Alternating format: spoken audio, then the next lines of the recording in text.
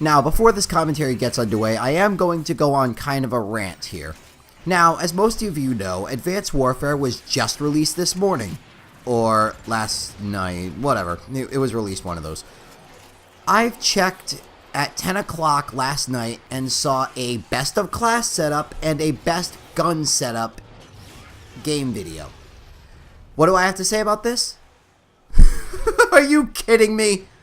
The game was just released and you already have a best gun class or best class setup or best gun?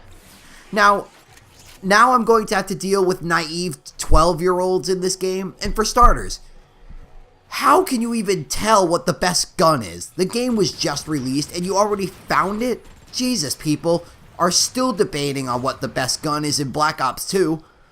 No way there should be a best class setup or a best gun setup now. This is BS, and I recommend you stay away from these videos because at this point in Advanced Warfare's life cycle, these videos are irrelevant and should just be forgotten. Now, to pan off of that rant, let's get into the actual commentary.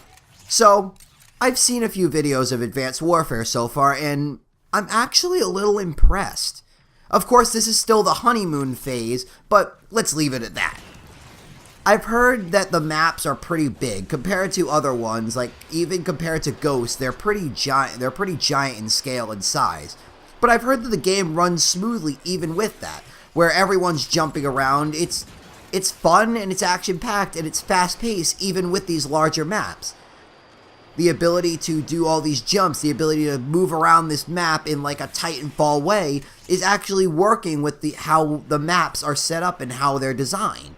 The ability to customize your character is something I love, and that's one of the reasons why you're watching Transformers Fall of Cybertron gameplay right now, because from what I've seen of this game, it runs close to how Advanced Warfare does, specifically with how the customization works and how you're able to jump and move around the map even though they're large in scale. You still get that fast pace and it doesn't feel very slow like Ghost did. Now, there are some negatives flying around the internet around the connection and the spawning issues. I've heard they suck. But, to be honest, this should be expected. The game was just released, so no one is going to know how the spawns will operate with the players, leaping around and jumping like Superman. Not even the developers are going to know. They just plant the spawn and expect that that's how they're going to happen.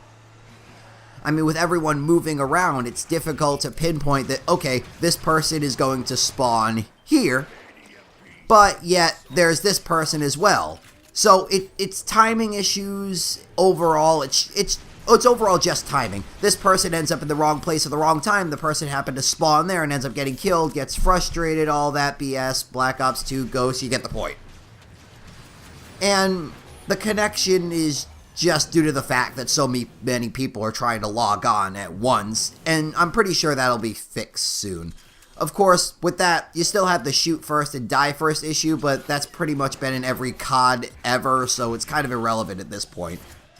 I hope it's not like Ghost, where there's about 3 patches in its entire life cycle. I hope once the issues are found, I hope Michael Condrey is able to talk to the developers, talk to these people, and able to make all these issues correct, because as we saw from Tina Palacios, I think muffins were more on her mind than the game she was developing. But overall, I believe the fun factor is needed in a game like this, and I think they delivered that. Especially after what happened with Ghost, they went from making it feel more like Battlefield to making it fun and enjoyable again, which is, in my opinion, Black Ops 2 was one of my favorite Call of Duties. Now, before you start disliking the video and hating on me, let me give my reason. Black Ops 2 was fun. It was fun to play, even with all the bullshit, even with all the snipers, the target finders, the electric tampon, whatever the shot charges. I couldn't even think about it. But even with all of those, it was still fun to play with my friends. I had a fun time. Even with all this BS, it was still an enjoyable time. It was fast-paced. It was action-packed compared to Ghost, which, I mean, it seems like it fixed some issues with the I'm not sure if it fixed the issues with the connection, but it seems like it fixed the issues with wow, I can't even think of it.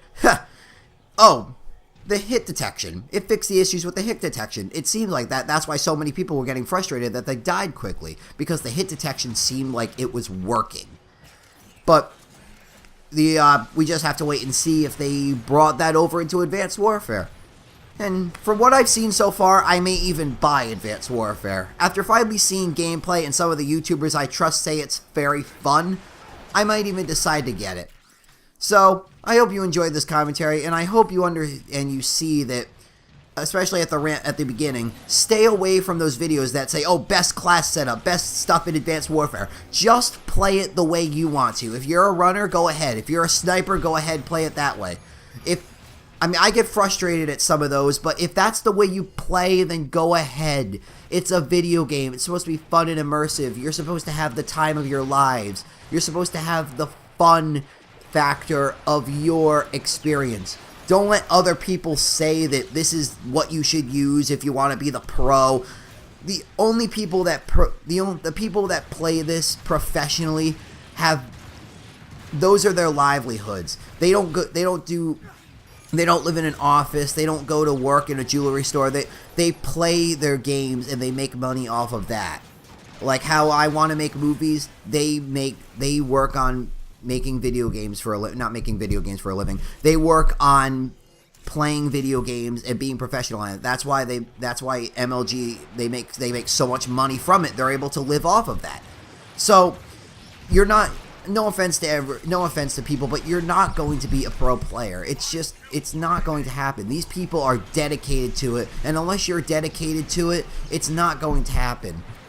So you just have to play the way you want to. Make it fun. If you try to play it by the way someone else tells you, you're not going to have a fun experience. You're just going to get frustrated. Believe me, I was there at one point at the beginning of Black Ops 2's life cycle, and it sucked for me.